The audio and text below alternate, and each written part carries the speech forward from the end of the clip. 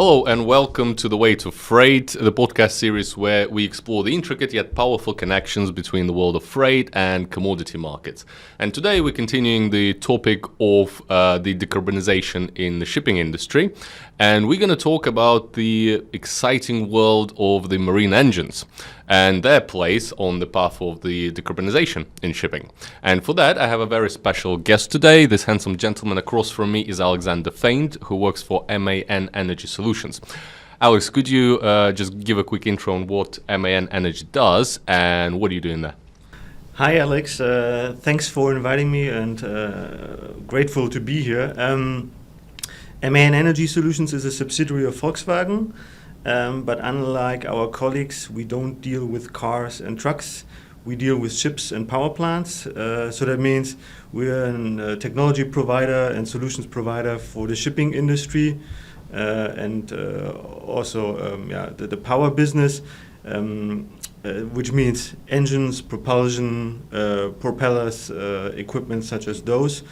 My personal role is I'm responsible for the external business development activities in the four-stroke marine business, which is the medium and high-speed engines and the more coastal applications.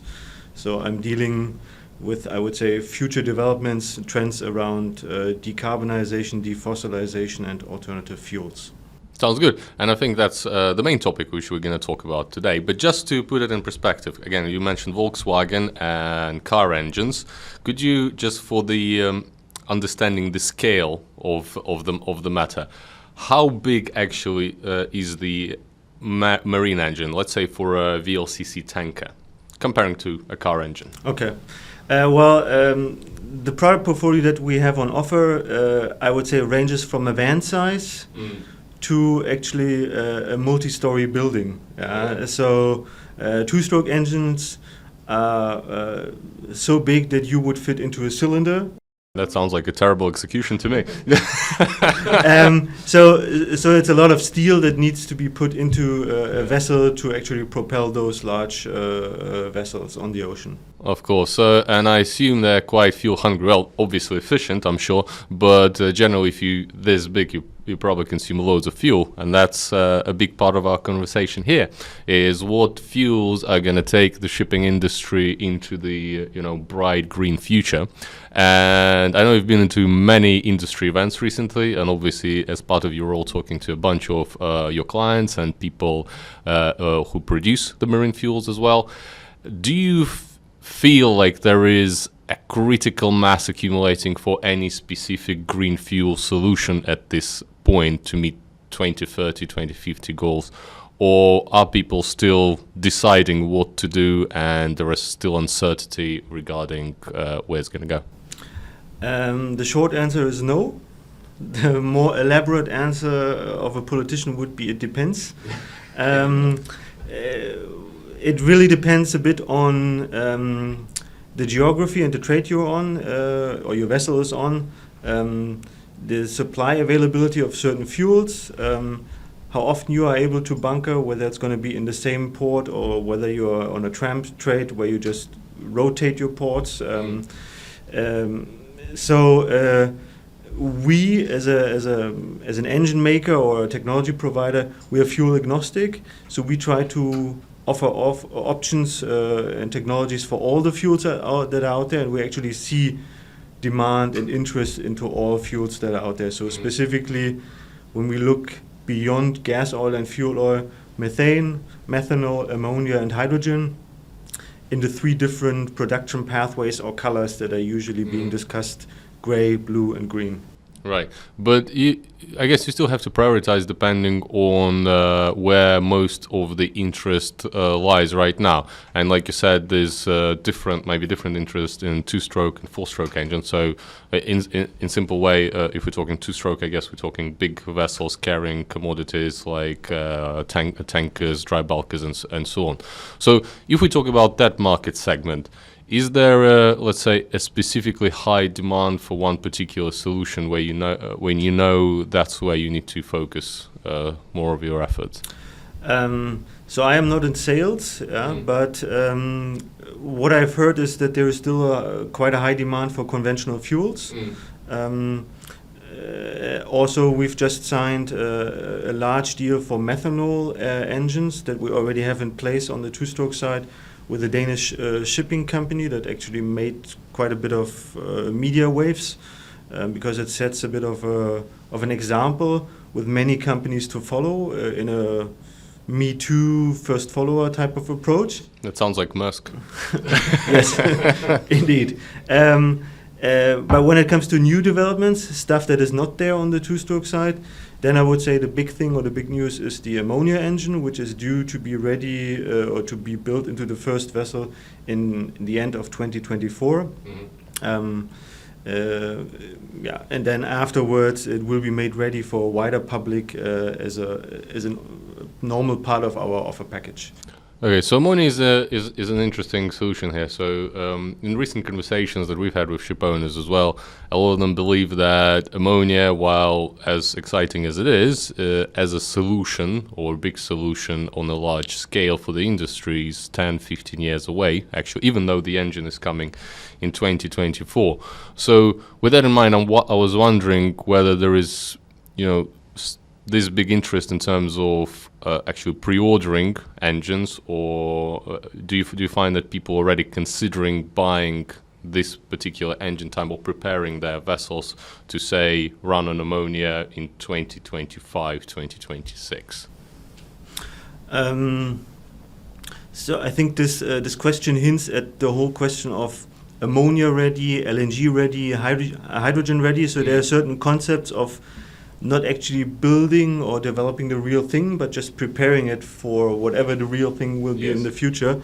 I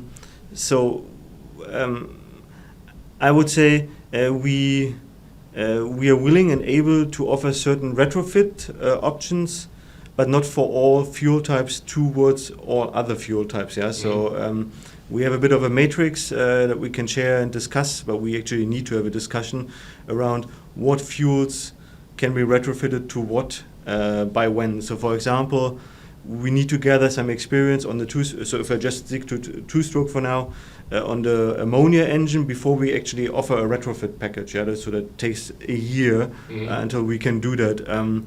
Obviously there are certain questions that need to be answered, such as what materials can be used, corrosion is a topic, what pressure, because certain fuels with a lower energy content just need more fuel at the same amount of time.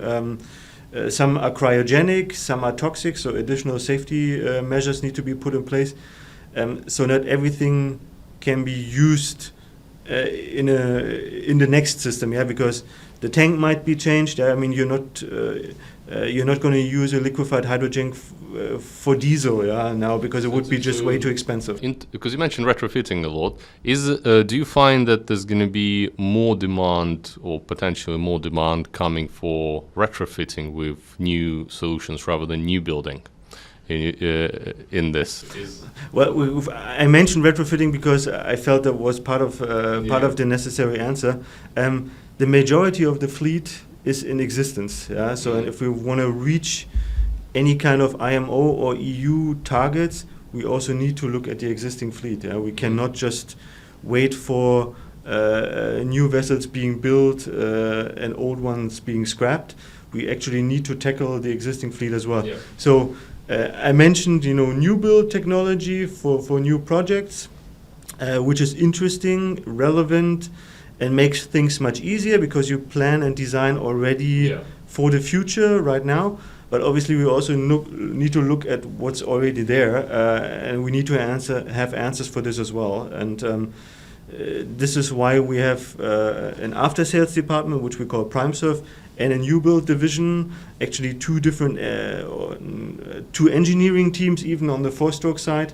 So it's a very different process. Well, I wouldn't say it's a different process, but it's obviously economically, technically, it makes a difference whether you're starting from scratch, designing a totally new engine, totally new vessel with an engine.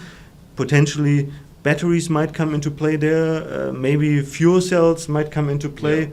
So there are just more options now than there were 20 years back. Of course. And when retrofitting, like the vessel, obviously, doesn't mean that I assume you have to go into dry dock for this, right? And this is a process which will take weeks, months? Depending a bit on what you're aiming for. So what I have heard is that the methanol retrofit is roughly a month. But again, we have so many vessel types out there. The complexity is probably also different. Also, what you're going to do. I mean, are you going to build an air lubrication as well? Yeah. So then it's just a bit more than just the engine. Do you need to, I don't know, swap tanks because you want to build a cryogenic hydrogen tank? Yeah. Then it gets a bit more complicated. So it really depends on the details. Of course. Obviously, it's not just about the engines, but all the other infrastructure on board as well. But I guess the key part here is that converting it takes time. Obviously, it takes money, and it also takes the vessels out of the business for this period of time when they are busy doing that. So a lot of the opinions we heard from ship owners in the market is like, when is going to be the time when everyone rushes into dry dock and tries to do a certain solution? And so far there is no answer on where that might happen. I think wait and see is not an option. So I mean, we've discussed retrofits towards totally new fuels, but I mean, if we take it a notch below that or smaller and discuss EEXI, EEDI, and CII, which also requires certain efficiency changes. In our case, we're actually talking about engine power limitations, shaft power limitations. That also requires staff from us, for example, if we are the ones doing it. And we don't have, if we look at 50,000 vessels globally, or 100,000, depending on really which ones are affected. We don't have 50,000 crew doing that till the end of the year.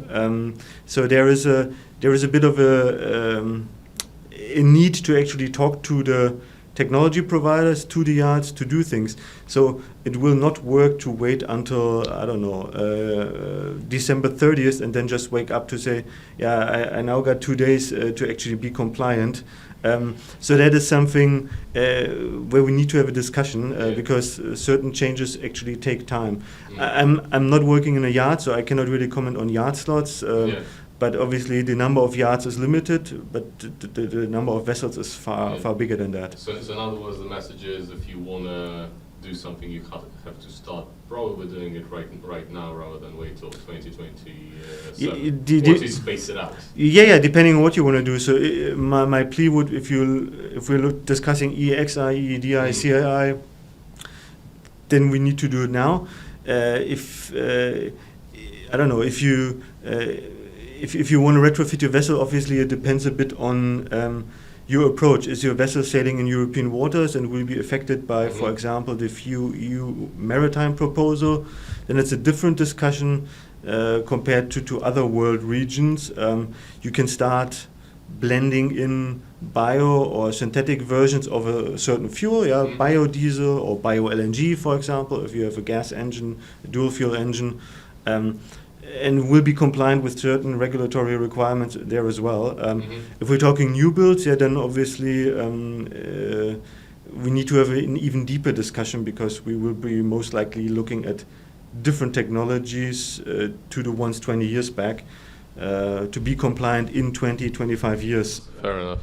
But in this demand for, let's say, retrofits or the new solutions and so on, I guess, do you find that the deciding factor for clients is the fuel price, or is it the increasingly more green agenda, or does it differ? Because the reason I'm asking this is, if you just look at the marine fuel prices, they're very, very, very different if you look at what's diesel, what's ammonia, what's hydrogen, and so on. And considering how much fuel, again, is consumed, this is a massive, incredibly big cost and a massive decision for ship owners. So I'm wondering how big these days, as far as you're concerned, the decision of what they're going to do is driven by the cost or by the green agenda? That's a tough one. So in the end, they say money talks, yeah? So I guess in the end what it boils down to is price. But I think slightly different for different ship owners, yeah? There are certain ship owners that can pass on prices more easily. I would say the ones with passengers on board, cruise and ferry, then compared, and maybe some container lines which have charterers that have end consumers, like that produce technology products or clothing or so on. Then others that just ship bulkers that ship a ton of iron ore that is just more detached from the end consumer. But obviously, regulation and financing plays a huge role as well. Yeah, I mean, if you're basically prohibited from entering a certain area without paying penalties because you use a certain fuel, type of fuel, then that will affect your operations, or it will affect your operational expenditures because you just will have to pay penalties and levies, as is being discussed in the European Union right now. Yeah. For example, grey methanol in 2025, with the current regulation that we see, the Fuel EU Maritime, will force you to pay a penalty. So you need to switch to blue or grey methanol. So even if it's a new fuel, you need to choose the right one. Yeah. And the next aspect that ship owners need to be aware of is financing. I mean, we have the EU taxonomy, we have the Poseidon principles. Now we also have the Poseidon principles for insurance. Sounds simple. Quite frankly, it's not an easy task, and that's the reason why everybody, and I know it sounds boring, advocates for partnerships and open discussions. Yeah, I mean, we need to have an early discussion to see what is doable and what is not doable. Yeah. But honestly, being a ship owner is getting more and more complicated when taking decisions on what fuel to choose in the future, because it's so diverse, the picture. Of course, but do you find, like, at this point, if you have a dual fueled engine, let's say right now it's obviously LNG or any other type of engine, that ship owners use the greener part of that, or usually the cheaper part of it? There is no black and white answer to that. So we have customers that tell us, or they ask for a methanol dual fuel engine with the intention of never using the methanol. Yeah. Just so they can say they can, in theory, use it. They will go for the fuel that is more accommodating. But we also have companies that have shareholders or that have a sustainability agenda, which really drives low carbon, low emission fuels, and they intrinsically want to go towards a certain type of fuel. Yeah, so it's the picture of fuels is very diverse, and the picture of customers and ship owners is very diverse. So there is no black and white answer to that. The only thing is that I can say is we are really open to offer everything. So we are agnostic, and our role is to work with them and to offer the means to actually fulfill the strategy that they have and the idea that they have. And after that, the choice is theirs, what they actually want to pursue once the engine is there. Yeah. Makes sense. I think we're running out of time, but thank you very much, Alex, for sharing your views here, and hopefully we'll have a part 2 of this, talking about more developments in a year or two. Nice having you here, and thanks everyone for listening, and please join us on the next Weight of Freight episode. Have a great day.